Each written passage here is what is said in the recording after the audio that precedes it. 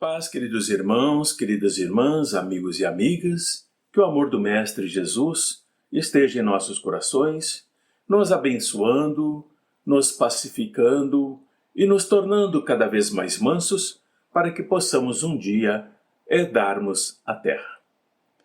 Hoje nós falaremos no nosso Evangelho do capítulo 9, onde Jesus vai trazer mensagens extremamente importantes para cada um de nós. Ele vai falar sobre as injúrias e as violências, vai falar sobre a doçura, a paciência, a obediência, a resignação e a cólera.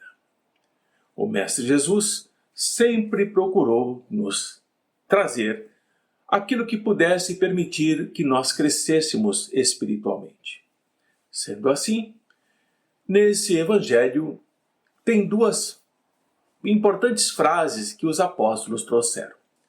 Bem-aventurados os mansos, porque eles possuirão a terra. Isso está em Mateus, no versículo 4. E depois, bem-aventurados os pacíficos, porque serão chamados filhos de Deus. Também está em Mateus. Veja como é importante nós entendermos o que é ser pacífico, o que é ser manso, para que sejamos bem-aventurados, para que sejamos merecedores do reino que Jesus nos promete, um reino de paz, amor e equilíbrio. Portanto, Jesus estabeleceu como lei a doçura, a moderação, a mansuetude, a afabilidade e a paciência. E, ao mesmo tempo, ele condenou a violência, ele condenou a cólera e ele condenou a maledicência, o falar mal um do outro, seja adversário ou não. Jesus nos recomenda para nós não darmos muita importância às coisas da terra, e sim às coisas espirituais, às coisas celestes. Para isso, nós precisamos sim aprender a mansuetude, a bondade, a misericórdia e a paciência. As guerras, a fome, a miséria, as doenças, todo o mal que existe sobre a terra tem como principal causa a violência, a perversidade daqueles que não são mansos e nem pacíficos, encarnados ou desencarnados, usurpando os bens da terra a benefício próprio e prejudicando milhões de pessoas que não possuem o mínimo necessário sequer para sobreviver. Assim, a ação dos que são perversos e são cruéis prejudicam os mansos e pacíficos, que frequentemente falta a eles o mínimo necessário, enquanto aqueles outros dispõem do supérfluo, dispõem daquilo que podem abusar e de uma forma perdolenta. Mas o Mestre nos diz que quando a lei de amor e de caridade for a lei da humanidade, não haverá mais egoísmo, a principal causa dos nossos males. O fraco, o pacífico, não serão mais explorados, não serão mais espezinhados por aquele que é forte, por aquele que é violento, por aquele que é cruel. A lei do progresso, a lei universal, a lei do Pai, lentamente está se cumprindo em nosso planeta Terra, que vai progredindo e, sem sombra de dúvida, os maus serão expulsos do nosso planeta. Portanto, os mansos e pacíficos herdarão a Terra, porque os maus serão exilados, serão afastados do nosso orbe. É claro que ainda vivemos num mundo onde existem sofrimentos e muitos sofrimentos ocultos e sofrimentos revelados. Muitos sofrimentos são variados, complexos, que nos desafiam como sociedade. Aqueles sofrimentos que nós vemos mais constantemente nos sensibilizam a cada um de nós. Nos comovemos, nos oferecemos para minimizar aquele sofrimento. Acontece que há uma multidão de aflitos desse sofrimento revelado que vão se apresentando em desequilíbrio pelas ruas, pelas vielas, pelos campos do mundo. Mas, meus irmãos, minhas irmãs, existe um sofrimento que também nós não nos damos conta, são aqueles ocultos, aqueles sofrimentos que poucos percebem. Esses sofrimentos, esses sofredores estão esperando por mãos compassivas, por corações pacientes, para ouvi-los, para atentar para suas queixas, suas lamúrias, arrancando dessas almas os espinhos dilaceradores que a estão mortificando e a estão punindo segundo o seu pensamento. Nem sempre ou quase nunca esse trabalho é uma tarefa fácil. Alguns desses seres se encontram tão doentes moralmente, tão descrentes da caridade, que se fazem agressivos, que se fazem difíceis de serem ajudados, exigindo paciência, perseverança desinteressada para que possamos alcançá-los e ajudá-los. A paciência que Jesus nos fala. Outros tantos, através das suas reações afetivas encolerizadas, constituem uma prova áspera que a paciência deverá suplantar com bondade e compaixão. Porque quanto mais doente, mais atendimento o paciente necessita. Aquela ave humana, ferida no seu voo de crescimento interior, necessita de paciência, de benevolência, como Jesus nos ensina. Socorrer espíritos encolerizados, encarnados ou não, não é fácil, é muito complicado. Assim, nem sempre é fácil nós entendermos o desespero do outro quando nós não experimentamos algo semelhante. Por isso que são muitos os fatores de aflição, desde dificuldades pequeninas até a grandes provas exaustivas e quase insuportáveis, aquilo que chamamos de expiações, mas todas elas exigindo paciência a fim de ser atendidas e solucionadas. A paciência, como nos ensina Jesus, nos encoraja e nos ajuda a enfrentarmos quaisquer situações, por mais complexas que sejam. E uma situação que todos nós vivenciaremos, se já não vivenciamos ou estamos vivenciando, é aquela que se refere à dor, à angústia do sofrimento físico e espiritual. Mas a espiritualidade nos afirma que a dor é uma bênção que Deus permite que nós experienciemos, que nós vivenciamos. Porque quando nós nos afligimos diante da dor, quando nós nos afligimos diante do sofrimento, nós lamentamos e nós nos desesperamos diante daquele sofrimento insuportável. Nós somos impacientes e não aprendemos o que Jesus nos ensinou e exemplificou. Sequer temos conhecimento, às vezes, desses ensinamentos. E ele fala que a paciência diante da dor é praticar a caridade com o próximo que sofre e consigo mesmo que está em sofrimento. E o Mestre Jesus nos deu provas, nos mostrou de uma forma significativa essa conduta por parte dele, quando ele deixou de fazer muita coisa que parecia indispensável e solucionadora no seu messianato, na sua tarefa de nos ensinar o amor, a bondade e a mansuetude. Jesus viveu a sua humanidade com singular elevação, suportando a fome, suportando a dor, suportando o abandono e sabendo que iria passar por uma morte cruel, sem se impacientar, submisso e confiante no amor do Pai, ultrapassando todas as barreiras então conhecidas a respeito das resistências humanas. Um grande exemplo de paciência, de amor, de bondade, de mansuetude, de pacificação. Jesus, o homem que ama, o homem que serve, que espera. Jesus, aquele que ensina e pacientemente intercede junto ao Pai por todos nós que ficamos na retaguarda, que ficamos para trás, ainda extremamente presos ao nosso egoísmo, à nossa cólera, às nossas ambições.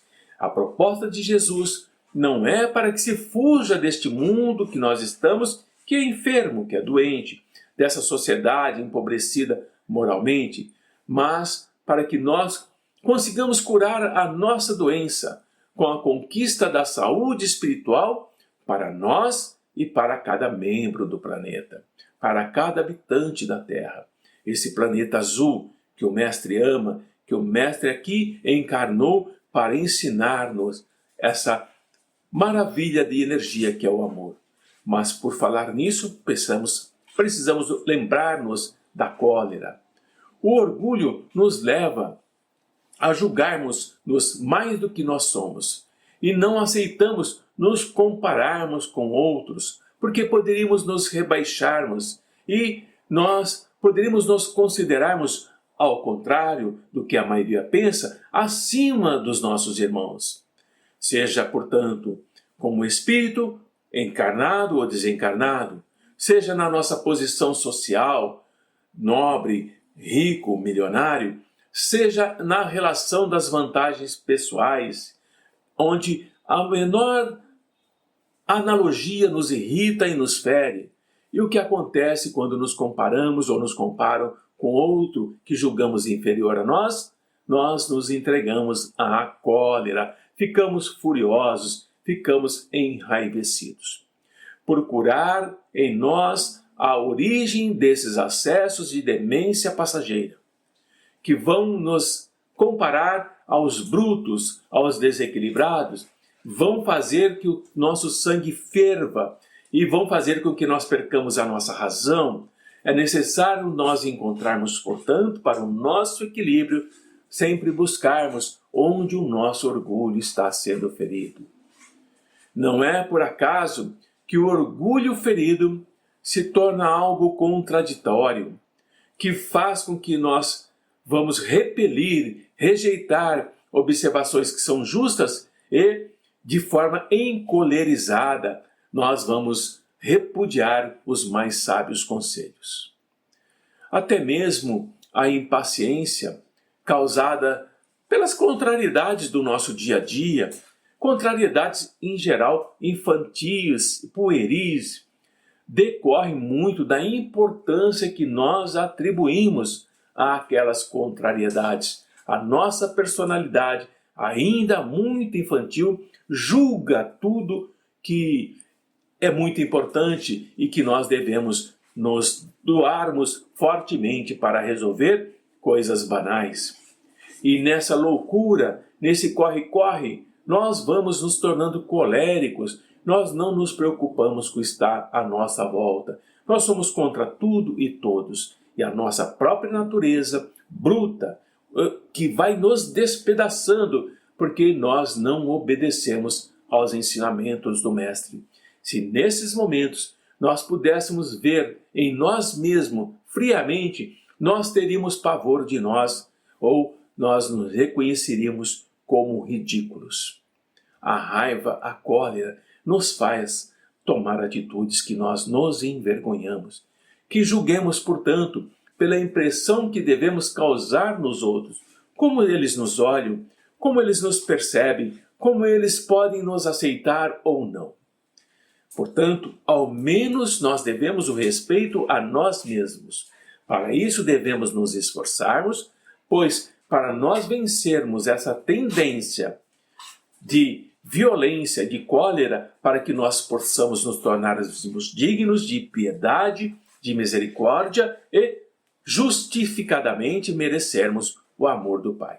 Se nós pudéssemos pensar que a cólera nada resolve, que ela altera a nossa saúde, que ela compromete a nossa vida, nós veríamos claramente que nós somos a primeira vítima do nosso processo colérico.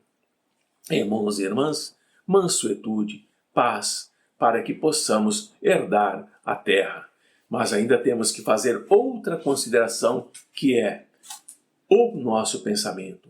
O pensamento que nos torna infelizes, ou torna infelizes todos aqueles que estão ao nosso redor.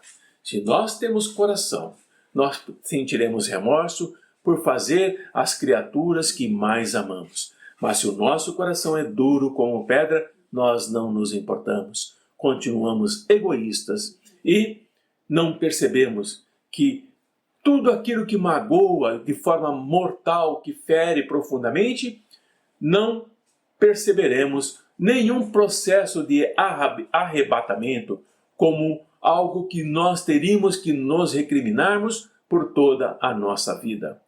É importante entendermos que, resumidamente, a cólera, a raiva, não exclui certas qualidades do coração, mas impede que nós façamos o bem e pode levar-nos a fazer muito mal. Isso deve ser suficiente para que nós possamos nos esforçarmos para dominarmos a nossa cólera, a nossa fúria. Nós, espíritas, somos conclamados o tempo todo pelo amor de Jesus, para que nós não contrariemos a caridade e não contrariemos a humildade que esse mestre nos traz. Ao invés da cólera, o amor. Ao invés do ódio, a bondade. Ao invés da guerra, a paz. Mas nós ainda temos uma ideia muito falsa de que nos dizem e nos ensinaram que nós não podemos reformar a nossa própria natureza. E nós nos julgamos dispensados de fazer qualquer esforço para corrigirmos os nossos defeitos. E nós sentimos prazer voluntariamente em dizer que somos assim mesmo e que nada poderemos fazer para mudarmos. Mas, se nós tivéssemos perseverança e insistíssemos, nós mudaríamos. É assim, por exemplo, que o homem, quando é inclinado à cólera, e ele passa a se desculpar pelo seu temperamento, ele, na realidade, está apenas reforçando o seu comportamento. Em vez de se considerar culpado, atribui a falha ao seu organismo, ao seu corpo, acusando a Deus pelos seus próprios defeitos. Então nós acusamos Deus por nossas imperfeições, por nossas fúrias, por nossas cóleras, por nossas dores, por nossos sofrimentos.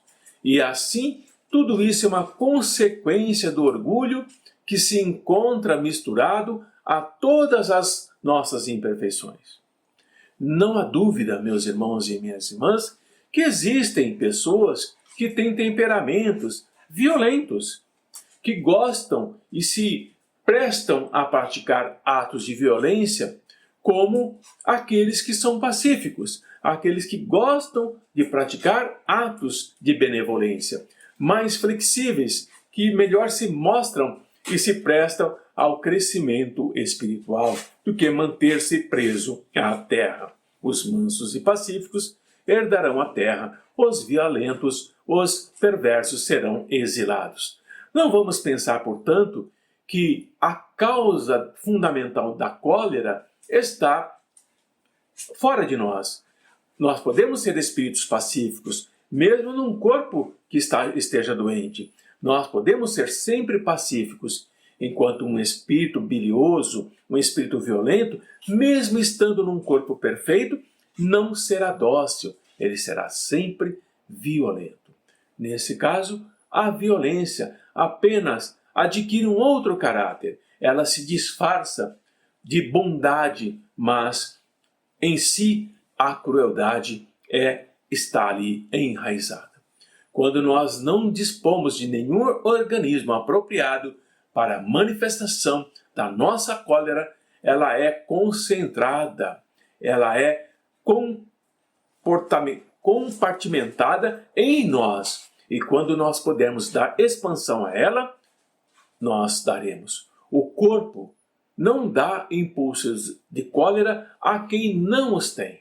Não é do nosso corpo a nossa raiva, como não nos dá outros vícios. Todas as virtudes, todos os vícios são do espírito. Sem isso, onde estariam o mérito e a nossa responsabilidade? Tudo que provém do espírito não é responsabilidade do nosso corpo. é de nós mesmos como espírito. Portanto, o homem que é deformado não pode se tornar direito, porque o espírito nada tem com isso, mas pode modificar o que se relaciona com o espírito quando nós dispomos de uma vontade firme. Traduzindo, se nós temos um defeito físico, ele continuará, mas se é o defeito espiritual, nós podemos modificar. As experiências nos provam a nós, espíritos, até onde pode ir o poder da vontade que nós carregamos, nos esforçando pelas nossas transformações verdadeiramente miraculosas que vão acontecendo aos nossos olhos e aos olhos daqueles que convivem conosco. Podemos dizer, portanto, que o homem, que nós só vamos permanecer viciosos porque o que mais desejamos é nos tornarmos viciosos. Mas quando desejamos nos corrigirmos, sempre o podemos fazer. Se não fosse assim, se fosse de outra maneira, a lei do progresso não existiria para o homem. Esse Evangelho do Mestre Jesus vai nos trazendo a reflexão de como é importante nos conhecermos. O autoconhecimento, o quanto eu me conheço em espírito e o que eu preciso mudar em mim sobre a cólera, sobre a crueldade, sobre a perversidade, sobre o egoísmo, sobre a avareza, sobre a zombaria, sobre a inveja, sobre todas as nossas sombras. E o Mestre nos diz que enquanto nós estivermos vestidos com essas roupas que não são as roupas nupciais, nós não entraremos no reino dos céus. Nós não seremos convidados para o festim de núpcias. É preciso nos modificarmos. Como nos modificamos? Nos esforçando para nos tornarmos cada vez mais calmos, mais pacíficos, mais fraternos, mais generosos, compreendendo e conversando mais com a espiritualidade, para que assim nós tenhamos o amparo necessário para, nessa jornada, continuarmos avançando. Nossa querida irmã Joana de Ângeles nos fala que nós estamos vivendo tempo de muita violência. E é importante nós não nos tornarmos violentos, é importante nós sermos mansos e pacíficos. E ela nos fala que nós vivemos sim momentos de grande loucura e é importante nós não nos deixarmos enlouquecer, não sermos como os demais, onde nós nos perderemos e, com certeza, não permaneceremos nesse planeta azul chamado Terra, porque os mansos e pacíficos herdarão a Terra. Muita paz a todos, que a luz do Mestre Jesus esteja em nossos corações e o amor desse Mestre, de misericórdia, luz e paz, nos envolva hoje e sempre.